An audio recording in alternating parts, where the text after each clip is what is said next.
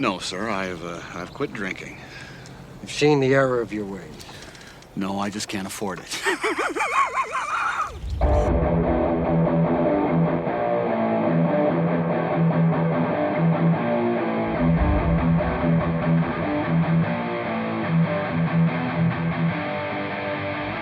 Hey everyone, welcome to episode 123 of Formidable Opponents, a show that pits three people who have known each other virtually their entire lives in a series of conversations as we argue what is best in a variety of fun, engaging, and critical pop culture topics we all debate about.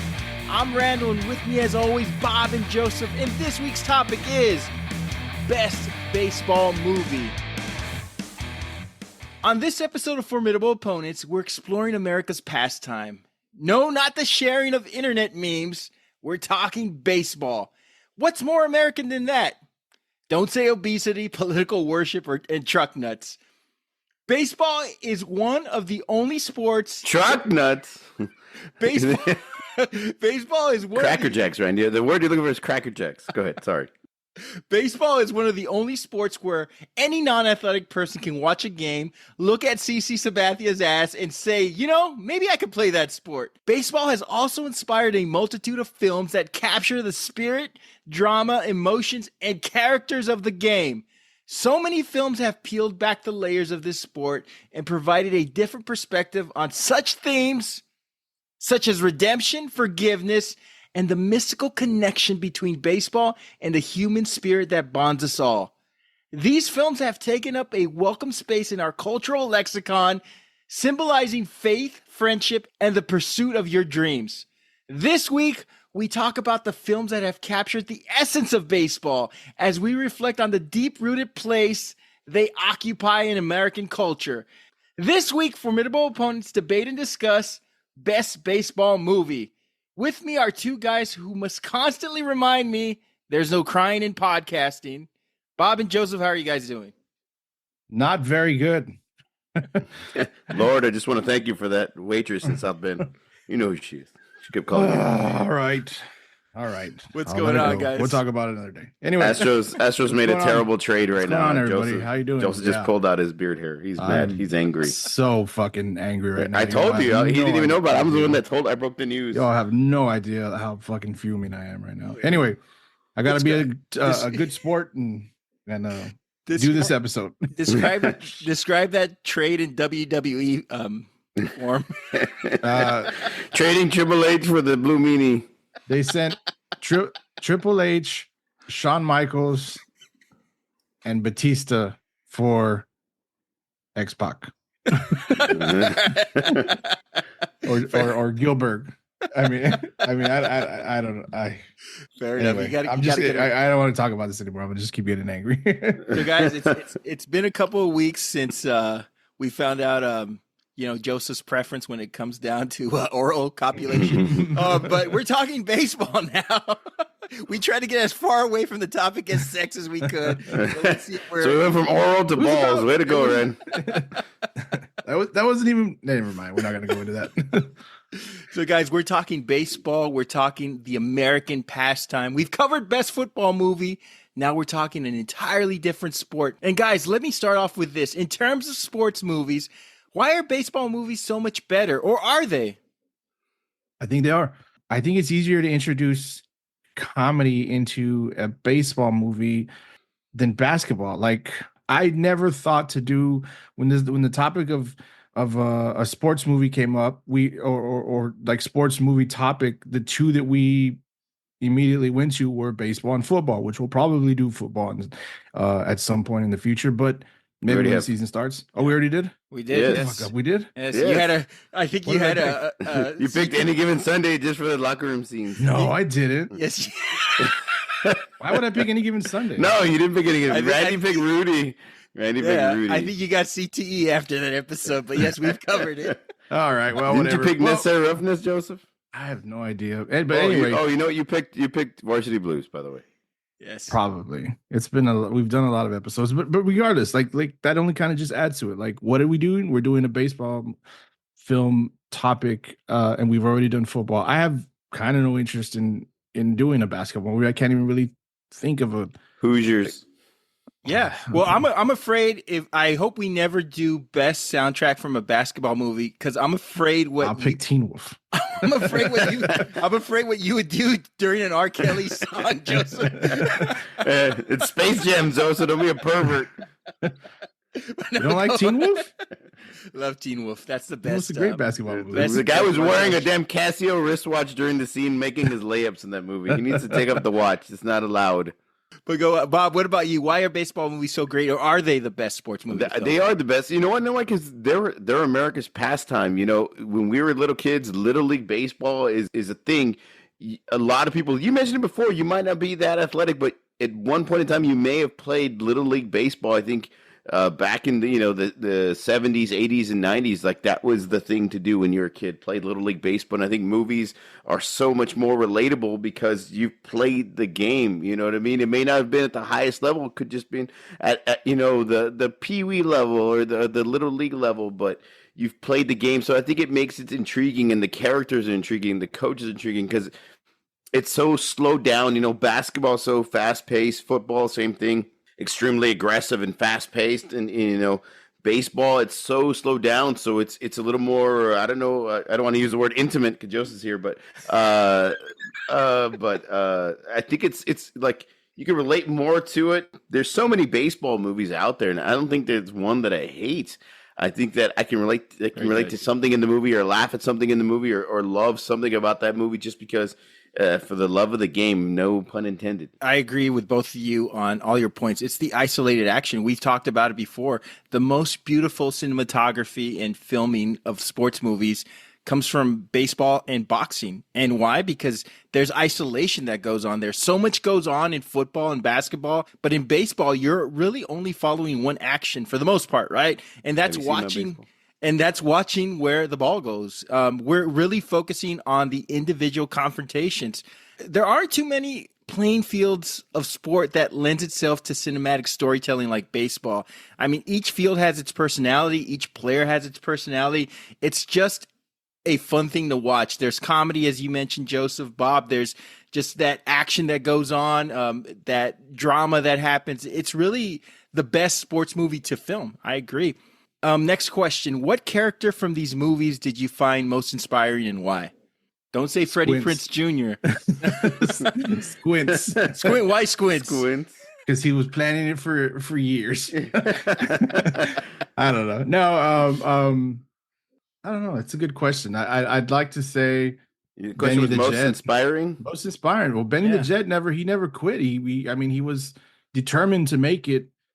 He was a good fucking dude, right? He made friends with the kid, the poor kid. Yeah, he was a good. Yes, exactly. He was a good guy in the movie, a good kid. He didn't let what his other friends say influence his decision to invite the new kid in town to join the team to help to learn baseball because he didn't even know how to play catch. And then just like the movie says, baseball is his life, and it continues on as we all know how it ends. He's in the major league playing for Los Dodgers, so with the Gacho 5 o'clock shadow, Gacho.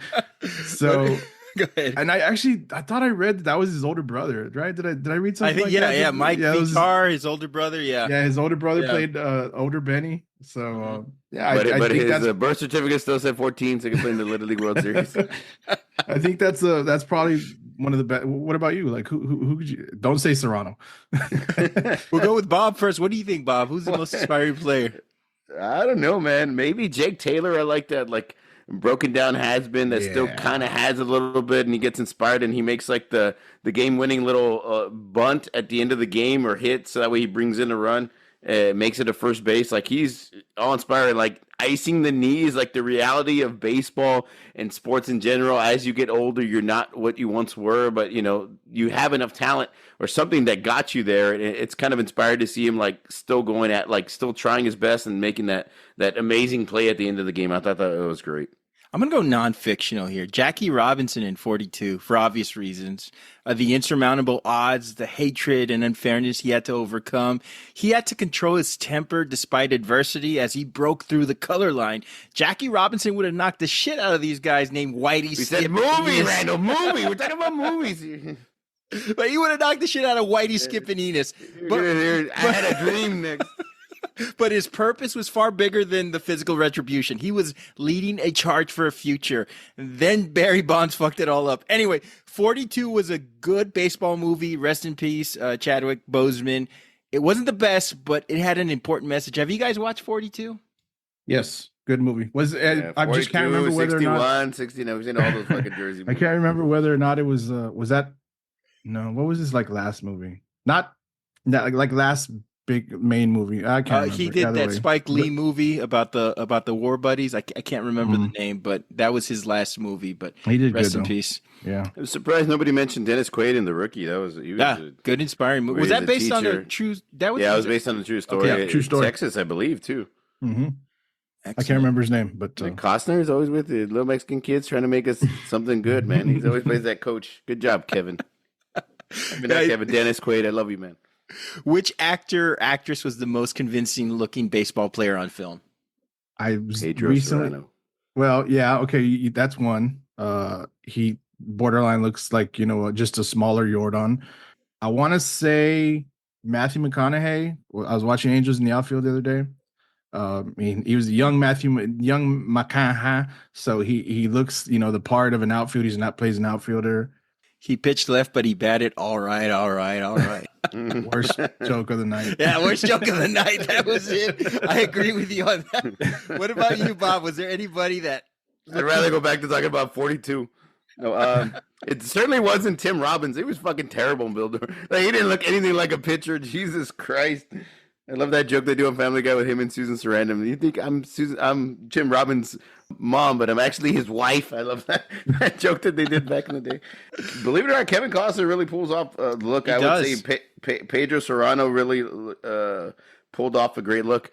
Charlie Sheen. Apparently, Charlie Sheen was really That's my pick. impressive. Yes. Yeah, apparently he was extremely impressive in Major League. Like, he was the most, like, he looked the most Believable. baseball ready as far as Really? believable as far as Wow. his pitching. I mean, What they happened were with part throwing two, like man? pretty damn fast too, like with the pitching coaches there. And he impressed a lot of people, a lot of like baseball coaches, people that were helping out with the movie with his throwing motion and his pitching style. So I would say him.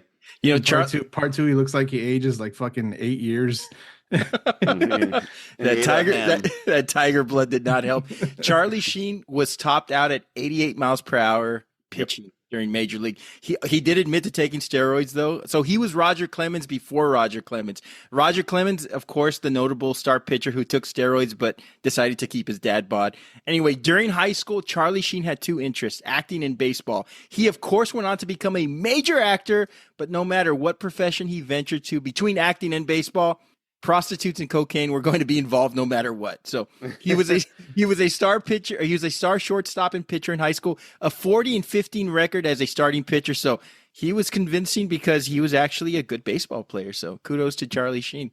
You know who looked the most like Terrible haircut. the typical of the time player in Rookie of the Year? There's that one player for the Mets. That's like he hits the home run off of him his first game. Like and John he's the last. Cook. Yeah. Who was it? I can't remember who it was, but I don't know, but it he's looks like John so Cook. like steroid up. It's like, yep, that's pretty typical for that time of baseball. I have to ask, guys, is Naked Gun No, a baseball movie? No, but it has one of the No. best It's a baseball funny scenes movie. of all time. it's a great One of the movie. best Obviously, baseball yes, one of the best baseball scenes, like Bob says. But no, that's not a baseball movie. Oh, I that's have to hilarious. agree. I have to, Bob. You know who else it's is not go ahead. convincing? I love Bernie Mac, but Bernie Mac wasn't a convincing baseball player. Oh, Mr. 3000. So, Bob, baseball, Naked Gun's not a baseball movie? No, definitely not. It's got, like I said, one of the funniest baseball scenes. Strike? It's got one of the funniest baseball scenes of all time, man. So it definitely did. But I mean, that's not what the movie's about. It's just one You're small right. scene at the end. I was What is trying it? to What is go ahead. I was to say, what's the name of the? What did they mistake? Who did they mistake him as? Enrico October. Palazzo. Oh, no, Enrico Palazzo. Hey, look. I will say this: the movie is 89 minutes of pure comedic bliss. Yes. About a fourth of it was taking place on the baseball field. This was a movie that starred O.J. Simpson and had a famous athlete try to murder someone, and it wasn't O.J. So Leslie Nielsen as the umpire. Wasn't it, though? It was hilarious. Liquid. I think the baseball montage to me is one of the greatest representation of baseball on film. But alas, it's not a baseball movie. If this is a baseball movie, then so is the Warriors because they had the baseball Furies. So is Casino because they beat up Joe Pesci and his brother Dominic with bats. Dominic. Oh, Dominic. That's the only reason I mentioned it. So, guys, let's go to our honorable mentions. Bob, what do you got for us? Best baseball movie of all time? I'm going to choose some that from when I was a kid, man. I was a big fan of A League of Their Own. I think it's one of the funnier and timeless classic baseball movies of all time. All the actresses in it, all the action in it, the climax, the way it ends, the way, like everything about it, the time period, it was just perfect. It's great. If it's on TV, I can still watch it from beginning to end and laugh my ass off. Man, it's just extremely. Tom Hanks is fucking amazing in that movie. Yes. Like everybody is with Tom Hanks, man. Jesus Christ, he really steals the show. Bill Durham, love Bill Durham. Come on, meet. I love Kevin Costner playing a damn catcher. Rookie of the Year. I loved Rookie of the Year as a kid. I watched it nonstop. Rookie of the Year. And him and on. I love The Rookie. I know we kind of mentioned it. Dennis Quaid. It's a really good movie. I made my kids watch it in class. And lastly, I'll mention this, Rand. Mr. Baseball. Mr. Baseball. Did you watch that one? Tom Selleck. Yeah. You know what? Goes He was in believable. Japan. Yeah, Frank Thomas. Yeah, Tom Selleck. Tom Selleck's fucking chingon on, and he had the baseball mustache going. You look like Don Mattingly. Yeah. Yeah. Excellent selections. Joseph, what do you got for us? Kind of like Bob too. Of course, there's a bunch of. I like you too. There's a bunch of. There's a lot of movies. There really is, and they are all very deserving. But Little Big League, I really like Little Big League. I think that's that's a very cool concept. That was almost my selection. You know, the whole we all want to run the team.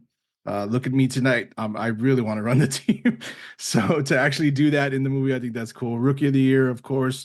Hardball, baseball movie, the Little League baseball movie with Yes. Keanu Reeves. Oh, good movie. Heartbreaking movie. Heartbreaking. Rest in peace, G Baby. That was sad. That was sad. Angels in the Outfield, of course, talk about that earlier. League of Their Own too, of course. Great movie with a tremendous cast. League of Their Own, I already said that one, sorry. 42.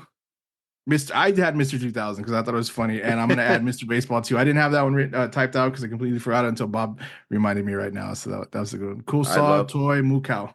Yeah, dude, but A League of Their Own, I agree. This amazing cast. I was looking at it right now on my phone. What a who's who of that cast, man. Jeez. Yeah, great movie. That was in my top 3. Go ahead, Bob. Oh man, no, I would say I agree 1,000,000%. Like the cast, like just amazing cast, like heartfelt, funny, everything, like drama, baseball drama, and it was all based around that league in that time. It just it was almost my pick, man. It's an amazing movie. Love that movie. I think if we rank the top 5 baseball movies between us 3, we all have A League of Their Own in our top 5. Yeah, for sure. Top 3, dude. Yeah, that would have been a cool go ahead, Justin. No, I'm just saying, like, I think that would have been a cool thing to do this because there was so many movies. Like, I think we should have. We're here. I would say we should have approached this with a top 5. You know what's great about that movie? It's super quotable too. I mean, there's a million quotes we can name off the top of our heads. Not even looking them up of that League of Their. It's just a great movie, dude. It's almost a perfect movie for this topic. Jimmy Dugan.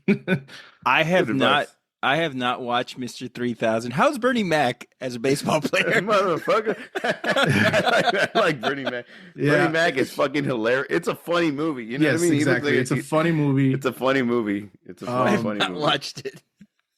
I've tried to avoid it like the clap. Like is that a young Michael B. Jordan? He was in Hardball. There's a kid on that in Mr. 3000. He's on a team.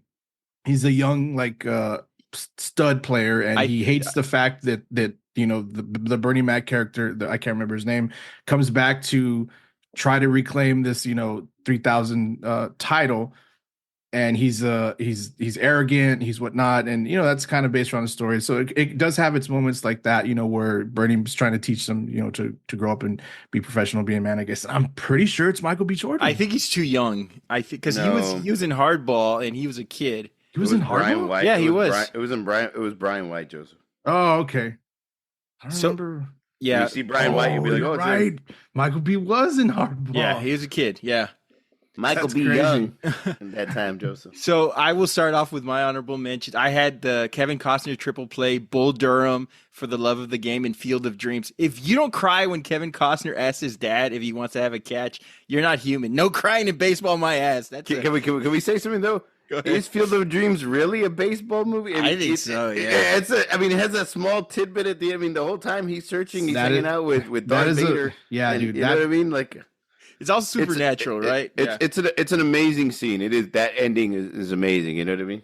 The way he delivers that line, just classic. I mean, yes, of course. It would have been it's- funny if he it's- said, "No, motherfucker."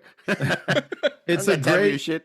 That's just a great movie in itself. It has the baseball aspect, and I know so that's why I guess it gets. I think that movie walks a real thin line. But yeah, of course, included on a list like this. There's not so much action in it, but it is baseball centered. So I guess it's like Moneyball, right? I mean, well, there's some action in Moneyballs, but I don't know. Every time Brad Pitt's on the stage. For the rest of the honorable mentions, I had A League of Their Own as well. I know this is not Tom Hanks's best role, but I think it's his most important. He had a strong career right after A League of Their Own. After this movie, he launched into the stratosphere. I mean, these were his next 4 movies: Sleepless in Seattle, Philadelphia, Forrest Gump, Apollo 13, and it goes on from there. We forget that A League of Their Own was Hanks before he really became one of the acting goats. So he's just amazing. If I had to say best baseball character, I would probably say Hanks in League of Their Own. I also had 42, 61, Billy Crystal's Ode to the Home Run Chase. I had The Natural, Robert Redford, so great in this movie. The Natural caused me to discover something terrifying, though. Wilford Brimley, who's in this movie, is only 2 years older in this movie than I am today. He looks 75 in this movie, so it's kind of scary. He was only 43 in Cocoon, and he looked old as fuck too. I think he was in college in Cocoon. Diabetes. So I had The Rookie, Dennis Quaid. I had Moneyball, Hardball. Great movie, Joseph. And I had Everybody Wants Some. Caught it recently, worth a mention. Have you guys watched Everybody Wants Some? Negative. I don't think so. No. Okay, good movie. Check it out. It's a baseball movie. It's pretty cool. You guys should check it out. So that is our honorable mentions. And now we're going to our selections. So I'm up first, and I selected for the best baseball movie of all time, the original 1976 Bad News Bears. I have a special connection to this film. It was released in 1976, as I mentioned. The year I was born. Yes, I'm a bicentennial baby. What's more American than that? My parents should have named me Liberty. Now, that's a name you can't get mad at, but it would be hilarious to shout out in a fit of unbridled passion. Anyway, Bad News Bears got everything about baseball right. And the kids playing the baseball game, they got everything right. And it became the 11th highest grossing movie of 1976, beating out movies like Taxi Driver and Logan's Run. We have to talk about representation. When you watch this movie, you see yourself and the kids you know represented in this film. The athletic, rebellious kid who does everything. The fat, funny kid who would have been me in 6th grade. The wimpy kid. The nerdy kid who keeps stats. The short kid with a temper. The Jewish kid. The African-American. The Latinos. With the added bonus that the Latino kids, Miguel and Jose, couldn't really speak Spanish, so they were exactly like us, the Diet Cokes of the Hispanic culture. You know, the pitcher is Speak for female. yourself, Coro. The pitcher is female, and the coach is a miserable alcoholic. What a collection of individuals. This was 1976, and yes, a lot of jokes, they don't age well today, especially the one said by Tanner, the short kid with a temper who played shortstop, who once fought the entire 7th grade. You had a big get with Walter Matthau, who played Coach Buttermaker. He was an Oscar winner for The Fortune Cookie, who has forever been the age of 75 or older. He's in his mid-50s here, so young. And you had Tatum O'Neal, the star pitcher who played Amanda, the youngest person to ever win an Oscar for Paper Moon. Those were 2 huge gets, 2 Oscar winners in this cast. And the Bears, the kids in this movie were like real kids. They weren't these sanitized versions of a lovable gang of misfits. They were obnoxious. They cussed. They looked just like regular kids. I think when everyone thinks of this movie, they think of the juvenile jokes that play throughout. Obviously, it was written to entice a perspective of how kids really talked and thought at the time. But it's the insight that this movie offers on how awful adults can be. The team of misfits is only created so a councilman can have a fair and positive image. The coach of the rival team, the Yankees, who everybody hated back then. Well, let me pause. Anyway, the Yankees coach, Roy Turner, slaps his son on the mound after he hits a player. Morris Buttermaker, who in this movie reconnects with Amanda because he used to date her mother, goes off on a tirade against her, and he drinks Budweiser throughout the movie with a few splashes of bourbon, of course, for a good effect. The adults in this movie are complete assholes. Now, I'll agree that the baseball scenes are only okay. They're not the greatest baseball scenes. Remember, these are kids. The beauty of this movie is that there is no kindred supernatural spiritual existence that carries this team. It's not sentimental fluff like a lot of these baseball movies we mentioned in our honorable mentions. The most emotional scenes in this movie is when the booger-eating wimpy kid, Timmy Lupus, catches a fly ball in the outfield after Buttermaker empties the bench and he allows everybody to play. It didn't help that Lupus is named after an autoimmune disease and looks like Owen Hart, so that made this even more emotional. They're losing, but all these kids celebrate that moment that they finally came together as a team. We don't care if we lose. One of us accomplished something special. We're introduced to Kelly Leak, the baddest kid on the planet who smokes and hits on adult women. The kids don't win the championship game, but they realize they won much more than that. They won the respect of everybody around them, and they became a team, solidified. And it's the best ending ever. You know, they tell the other kids to shove the trophy up their ass. They pour beer on each other. And of course, there's the Carmen Overture that's playing. This is the most incredible baseball movie ever in the history of baseball movies because A, it's real.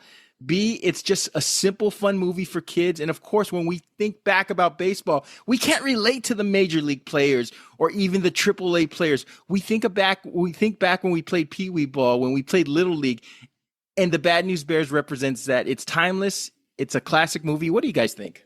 I think you hit it right and wrong on certain things. Like, it's the most realistic baseball movie because the kids really do look like little league baseball players at that time. This little group of misfit kids and mismatched kids. Like, it looks like a little league team with the jerseys or the pants are too big, you know what I mean? And some of them are assholes and some of them are very child. Like, it really nails it on that, aspect. Like, these are the misfit kids. The kids probably other teams didn't want these players on their teams. Sorry. So I think it nails it on that fact. How they made the championship game bullshit. Randy's like, isn't that fantasy? This is real. There's no way these little fuckers made the championship. Get the fuck out of here, man. You can't with the drunk of a coach. Oh, but he's got a heart of gold. He can teach him how to throw. Get out of here, Walter Matthau, 80-year-old. But it's a funny movie. I loved this movie. Watched it a lot when I was a kid. Believe it or not, I liked part 2 better than I liked part 1. Breaking Training the Bad News Bears, where they go play in the Alamo Dome at the Astrodome. The Astrodome. Sorry, the Astrodome in the Texas State Championship. Again, I mean, come on, man. They didn't have the team to go there. Let's be real. Kelly, is that Freddie Kelly Cougar? Leak. Yeah. Freddy Cougar. Yeah. Yes. Oh man, it had a great cast, like you said. It's a great movie. I love how they're like, yeah, we don't need to fucking win. I love how they're like the misfits and kind of the assholes, but even they saw the coach slap his kid, and they're like, the fuck is wrong with this guy? You're not supposed to do that kind of shit. Like, I like that they brought that up about parents taking sports too seriously. If you're a parent and you have a little kid who's in little league baseball, football, basketball, something, and you're one of those psychos that's screaming on the sidelines and jumping up and down, hey, they're little kids. Let them enjoy themselves. That's the kind of shit that makes them grow up and hate that sport. Look at who's the famous quarterback they did a documentary on? Todd Marinovich. Yeah, Todd Marinovich could have been the great. He fucking hated it. He hated his dad, and he hated the sport of football because of shit like that. So please, if you're a parent, don't do that. That's my PSA for today. No, that's a great message. Great movie. It's dude, you gotta enjoy it, man. Let the kids that aren't that good get their spot or get their little playing time at the end. Let everybody learn and grow and be better, because it's not pros when they're 6, 7, 8, 9 years old, 10 years old. When they're in high school, you want to scream your head off, go right ahead. If you think they're going to be a pro or go to college or something, that's fine. But I mean, little kids, let them be little kids. Okay, I'll shut up now. Joseph, you're up. Agreed. Yeah, this is a really great selection, a top tier. I think not too sure this goes back to what Randy said earlier. If we did a top 5 each, I don't think this would be in my top 5. Definitely probably top 10. I'm surprised you went with this one. As much as I think it's a great movie, great casting and performance by Walter Matthau. And the kid, of course, the kids too. And Bob pointed this out right now to me. I didn't even think about this. Thank you, Bob. Very, very believable for a team, little league team. We nowadays a situation like this where Would have it's got like 18-year-olds playing like yeah, exactly, 10-year-old baseball team. well, You know the what I thing mean? is, I actually like that they did pretty much the same thing for the remake with Bob Thornton. It was a group of kids. They all look like kids too. So that worked out too. The same kind of concept. The uniforms fit them a little big, like you mentioned, Bob. So that's a really good observation and actually a really good aspect to the feel of the authenticity of the movie. It's very funny. It's very hilarious. Of course, it's a great story. A group of kids who aren't supposed to do anything. They're the write off of the league. They're the nobodies or whatever, however you want to say that. Succeeding and doing something, getting to the championship game, and I love it. You can take your what is it? You can take your stupid trophy and shove it up your ass. Is that what is that, Yeah. is that the quote? Yeah. Great quote. There's a lot of quotes in there we can't repeat, but yeah. And it's obviously a classic for a certain for a particular, even as far as like I think Bob and I think maybe that's the last generation of kids at least kids that can see this movie. Like you're not going to show this movie to kids today, probably. I mean, you could. I mean, I if show it to my you kids. you Screw it. parent Grow up. your kids how you want to parent. It's definitely memorable, and I think when we have these baseball movies that involve a kids team or a little league team, they're obviously up there on the list, especially if it's a great funny movie. This is not necessarily the family fun movie, but it's still a great selection. It's a great pick. I'm really surprised though, like you said. I just think there's other movies that you could have selected, particularly A League of Their Own. I really thought you might have gone with that one because it is such a great movie. It actually wasn't picked by any of us too, so that's another thing. But it's definitely a great movie. I just don't think it's like so top tier. Maybe because it's the little league aspect, and like you mentioned earlier, there's not too much. There's not action or there's not baseball action, but it's not supposed to be. It's kids and it's supposed to be funny. So I did really like the remake, the reboot, I guess if everyone will say it. I thought Billy Bob did a great his own version of Buttermaker. Buttermaker. Yeah. So I thought it was good. A little trivia is that the kid that played Engelberg, the catcher, he was this heavy set kid. He was this wisecracking power hitter. And so for the sequel, Breaking Training, they brought all the original cast back, but when they brought back Engelberg, the original Engelberg, he grew 2 feet tall and lost like 100 pounds. So he was skinny. They're like, we wrote all these fat jokes about you. So they had to recast Engelberg. And so, there was a different overweight kid that they had, and he's eating a bucket of fried chicken while taking a shit. It's just pure early 80s, late 70s comedic bliss. I mean, it's incredible. But Joseph, we'll go ahead and go with your pick. What do you got for us? All right, I selected Major League Part 1, or as there is a Part 2 and some other spinoffs, but Major League Part 1. So the synopsis of the movie, and this is straight from Rotten Tomatoes. The new owner of the Cleveland Indians, former showgirl Rachel Phelps, has a sweetheart deal to move the team to Miami, but to break the lease with the city of Cleveland, ticket sales have to plummet. So Phelps hires the most incompetent players available, including near blind pitcher Rick Vaughn, injury-prone catcher Jake Taylor, but her villainous tactics accidentally foster a can-do team spirit, turning the Indians into potential winners. These are the Cleveland Indians at the time. It's just who they are. I know they're not the Cleveland Indians anymore, but that's what they were. And with that, hilarity ensues. If you ask anybody our age, this one is definitely up there on the list of baseball movies. On a list like this, as we all know, the comedy of the 80s, like we were just talking about, Bad News Bears, was a little bit different. And, that extends to this 80s sports comedy. It was at the tail end of the 80s. I believe it was released in 89. I think in a topic like this, numbers shouldn't matter, but I just think it's pretty cool when something like this, as far as like movies in the 80s, happen. A 75 million box office against an 11 million budget. I think that's cool. Yeah. 11 million is probably pricey at the time for 80s. Anyway, it's not only a funny movie, it's a good underdog story, obviously. I know that's a common theme of sports movies, the underdog story, but this one involving adults, different from Randy's selection with this ragtag group of kids in a little league game. This one involves adults, so we actually get to have a little bit of fun with that, and actually, the MLB, which helped, like I mentioned earlier. It's really awesome. So, obviously a ton of memorable quotes, memorable characters, like said, Ricky Vaughn, Pedro Serrano, like we already mentioned earlier, Roger Dorn, the asshole, Willie Mays Hayes, runs like Mays, but hits like shit. James Gammon as Lou, the manager, hilarious, funny in both movies, part 1 and part 2, even funnier in part 2.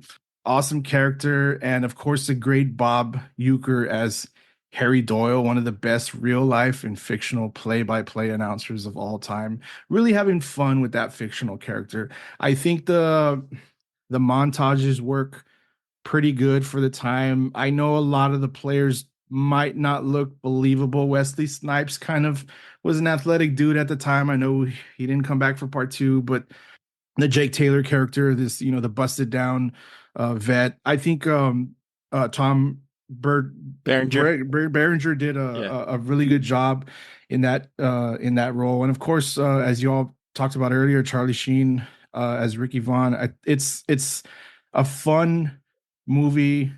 Like I said, great underdog story, fun comedy for us adults, different at the time. But like I said, the action's still pretty good. And of course that, surprise ending at the end, with the whole calling his shot and then to win the game, the little bunt, yes, and beating out the throw at first. So I of course I even like part 2, but I think obviously part 1 is in a league of its own. What do you guys think? All right, so Major League, an all-time classic, great rewatchable movie. One of my favorite goosebump-inducing scenes is when Ricky Wild Thing Vaughn comes out of the bullpen to Wild Thing. So let me put you guys on the spot. What would be your bullpen or walking up to the plate song? Here comes the big show. Mine would be Rock Me Amadeus by Falco, but that's just me. What about you, Bob? Definitely get struck out by 3 pitches.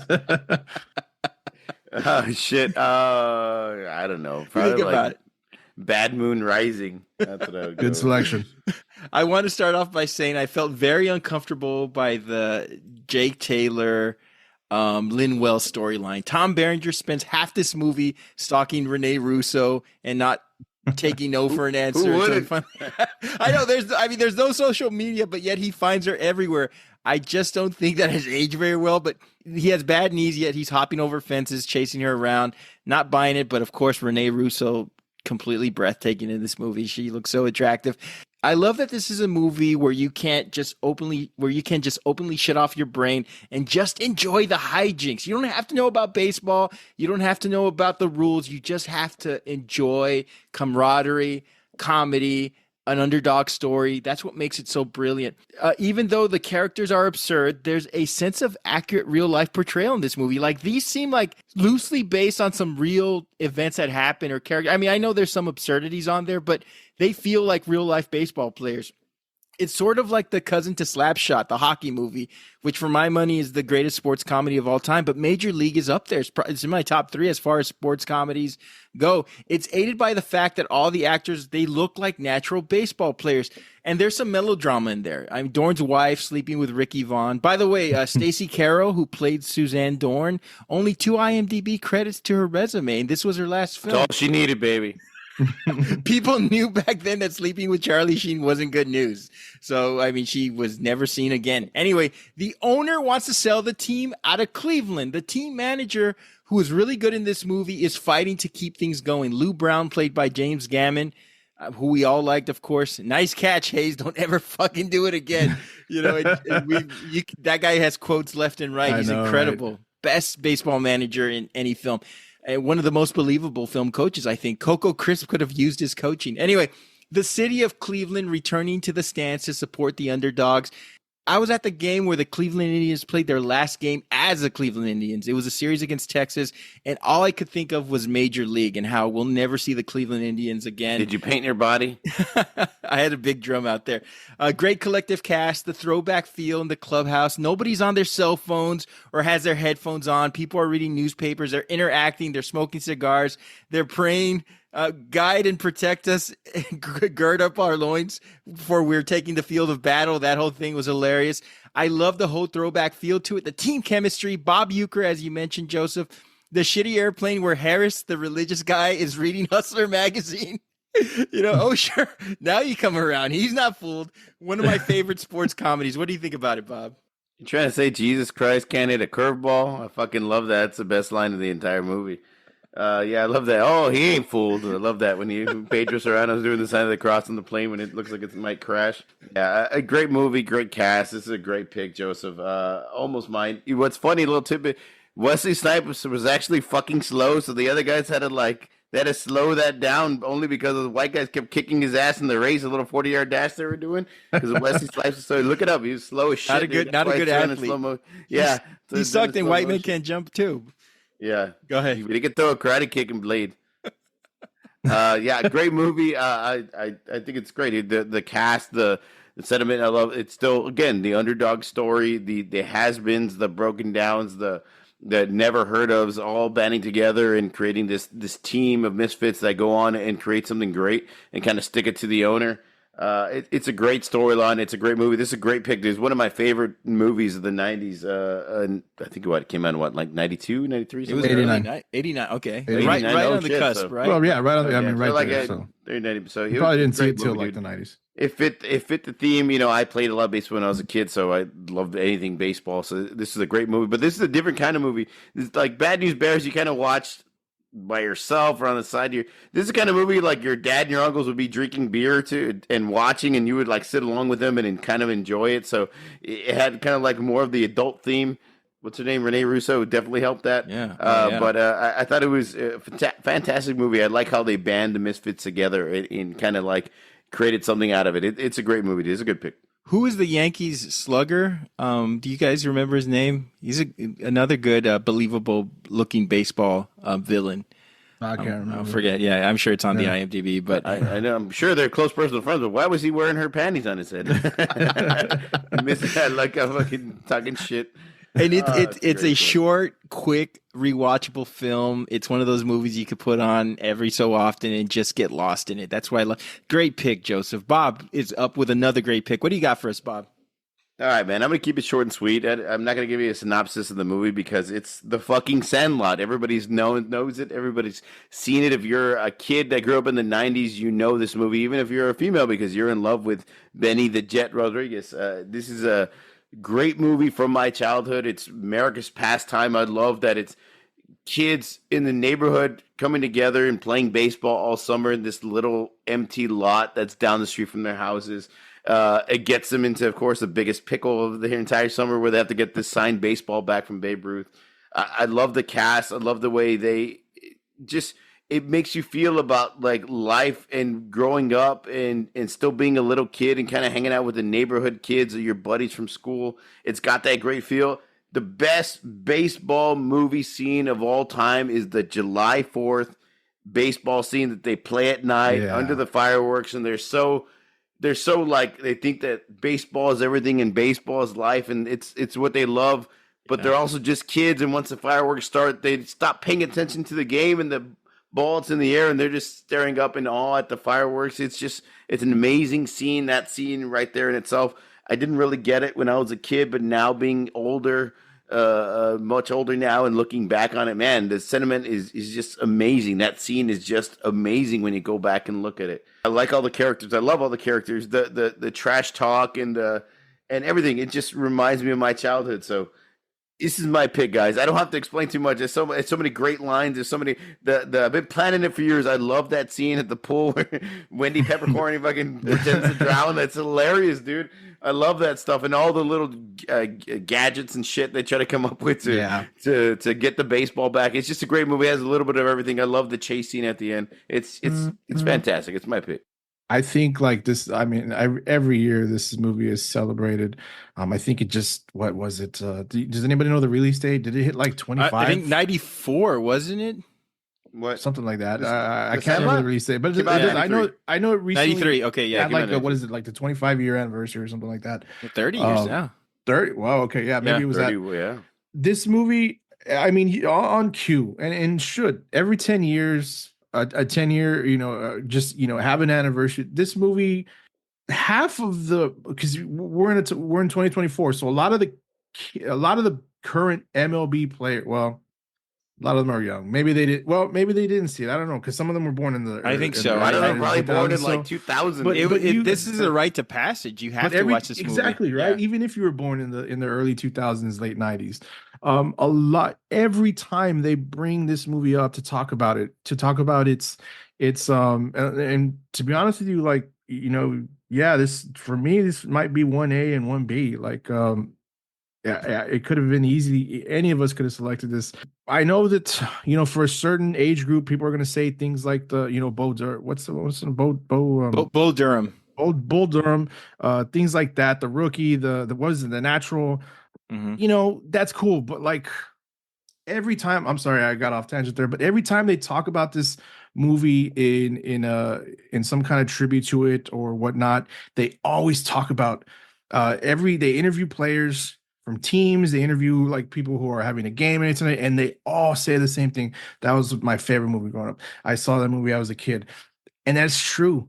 We can attest to that. That is probably one of my favorite movies of all time as childhood movies.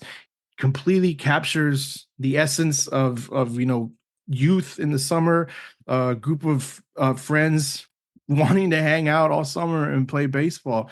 There's plenty of on just on the technical side of it, plenty of baseball scenes, plenty of montage stuff. Yes, the hijinks are there, so that's cool. They have that. There's that feature of them trying to get the ball back. Loved it. Regardless, it's still a great baseball movie. And like we talked about earlier, one of the greatest characters, Benny Rodriguez, this kid who has a dream to play baseball, and just one of the nicest kids. And he invites the new kid to come play, gives him a glove, gives him a cap, gives him, everything, and just teaches him, like, you can play baseball. Like, it's just one of the best movies ever, I think, personally. And not just a baseball. Not just like one of the best movies ever. Like I said, not just best baseball, sports movies, whatever you want to call it. Just in general, one of the best movies ever. Ran? Y'all are acting like Benny the Jet Rodriguez was our Cesar Chavez. I didn't say that at all. I will say this. We talk about memorable characters. The actor that played Hamilton Porter, looks exactly the same. He looks exactly the same, doesn't he?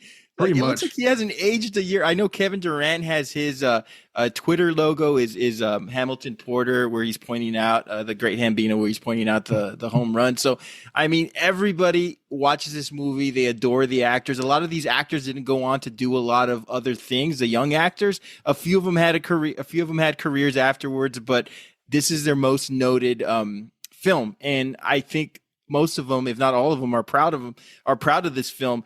When you see the reunions, and you mentioned it, Joseph, 30 years, they've done 25 years, they've done 20 years. So they get invited to all these ballparks, and they're all there except for Mike Vitar, who plays Benny the Jet Rodriguez. So, there's reasons why. But there are reasons why. We won't get deported, into that. God damn it, playing for the Dodgers.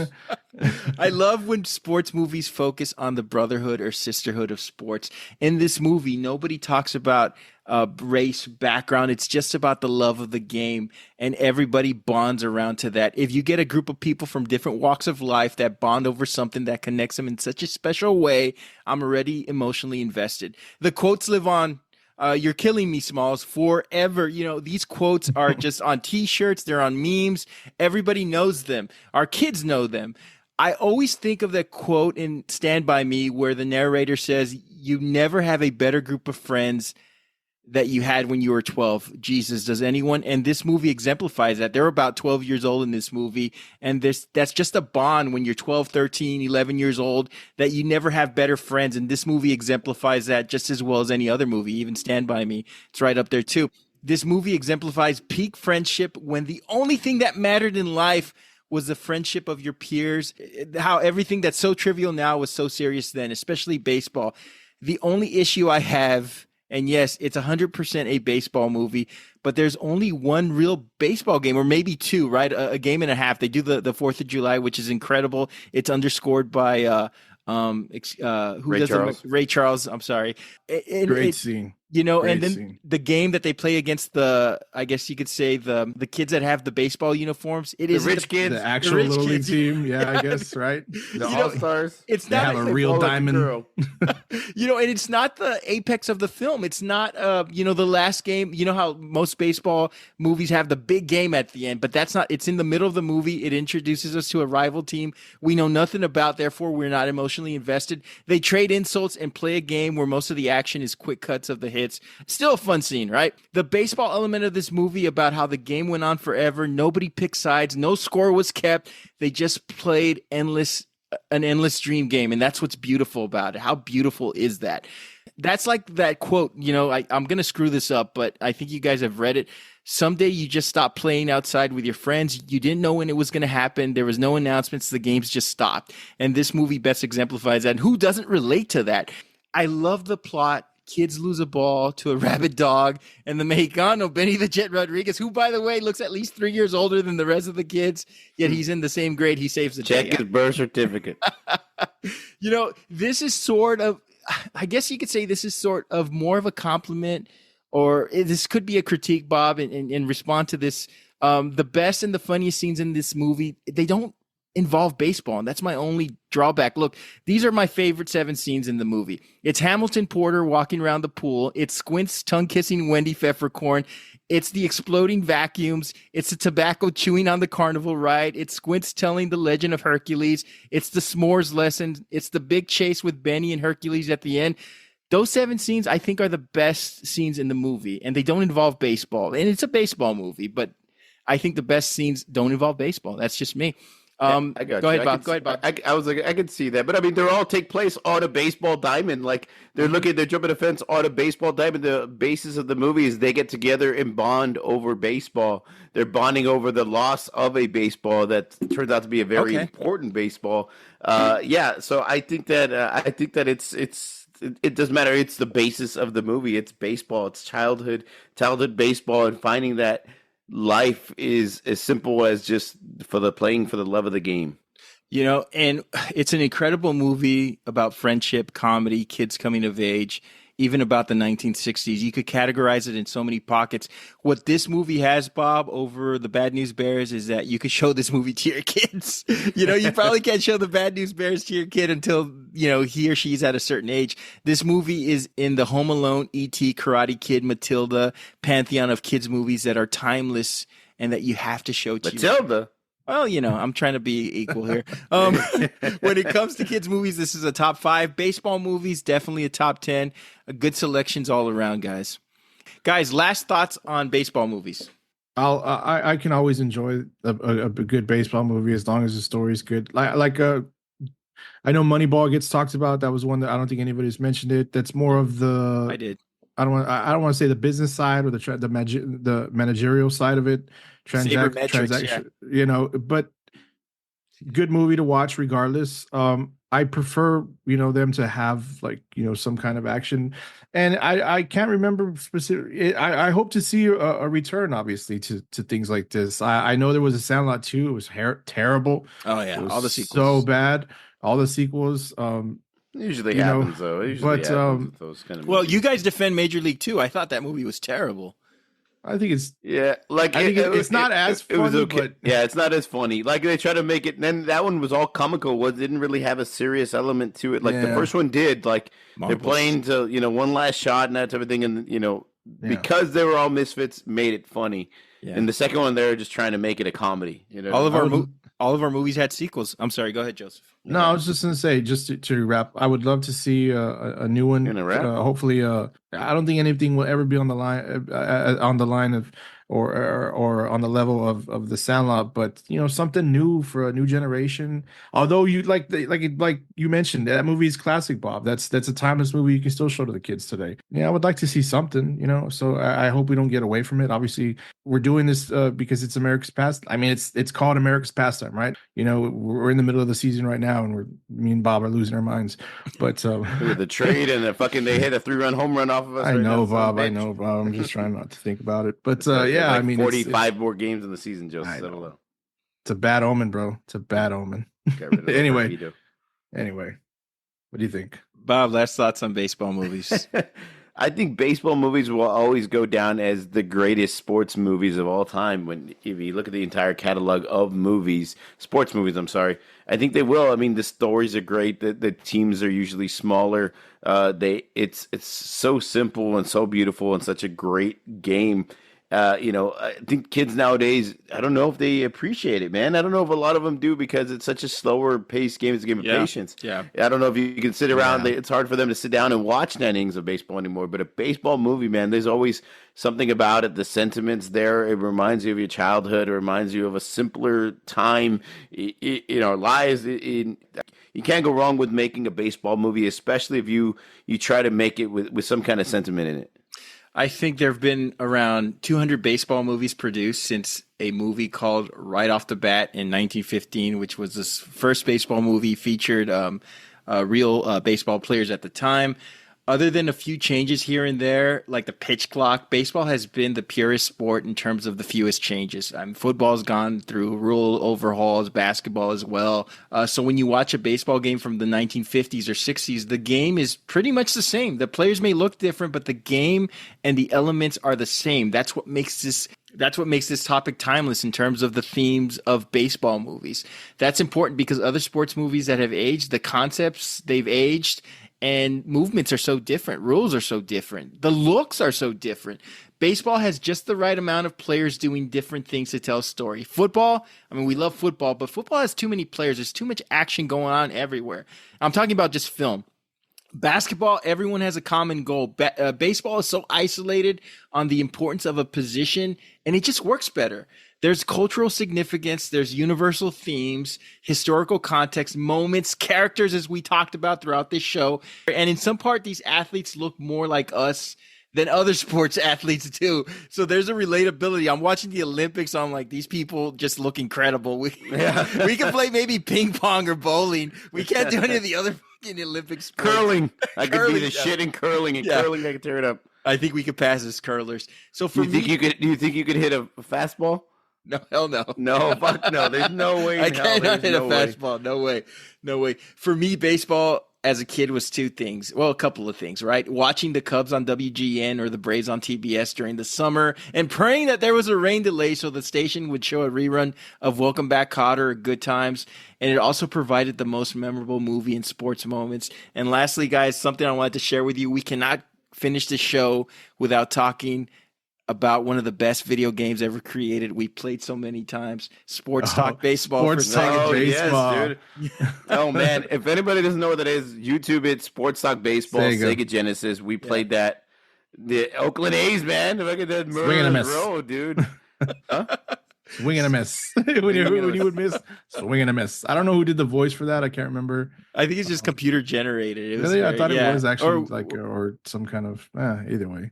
It was a game for. It was the first one, right? It was the first one of its kind. Yeah, it was. It had a commentator. He had the same 10 phrases, but it was cool. It was different.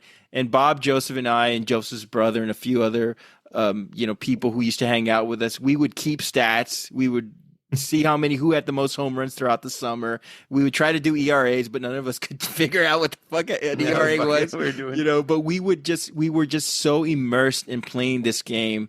And it was such a fun, to me, some of the funnest memories I've had with you guys was playing Sports Talk Baseball. Who was your team? Was it the Texas Rangers? I like the Texas Ranger. Yeah. I like the Oakland A's. I mean, it had I think those two were the best teams. Baines, it had what's his name? Mark McGuire. Mark McGuire before the steroids. It had Dave Henderson, Ricky Henderson, Honeycutt, the pitcher, Eckersley. Shit, the sidearms. Up with that team. The Astros had Bagwell and Biggio in that game. They did, yeah. That. And they the Tigers had Cecil Fielder, and all their players could hit, but all their pitchers sucked. It was like in real life, but it was such a fun game and such a fun moment. And of course, watching these movies, it just takes us back, right, guys? Just an incredible topic. Yeah, dude, it was great. Yeah, it was great stuff. We've been watching it for over the past week and a half. Movies, baseball movies, and man, it just simpler times, man. Thinking about your childhood a lot. That's what it made me think of childhood and playing Little League or just like hanging out and watching these movies and enjoying these movies. It was a great little throwback for us this week. Absolutely. That's our show, everyone. Listeners, we'd love to hear from you. Hit us up and let us know what you think the best baseball movie of all time is. Most importantly, let us know what you think about the show. You may reach us at formidableopponents@gmail.com and follow us on all forms of social media by searching for Formidable Opponents. We want to thank Creative Little Pill for her great artwork. Please follow her on Instagram at Creative Little Pill. Please subscribe, rate, and review us on any podcast platform you're listening to us on. Also, send us a message, send us an email, send us a text on Buzzsprout. You could just click the text link and send us your messages. And join us next episode. We'll be back with Best Garage Rock Revival Song. That's a mouthful. We'll be back next, I guess you could say, we'll be back in a couple of weeks with that episode. So for Bob and Joseph, this is Randall. We'll see you all in a couple of weeks. Up your butt, Joe Boo. A lot of night games.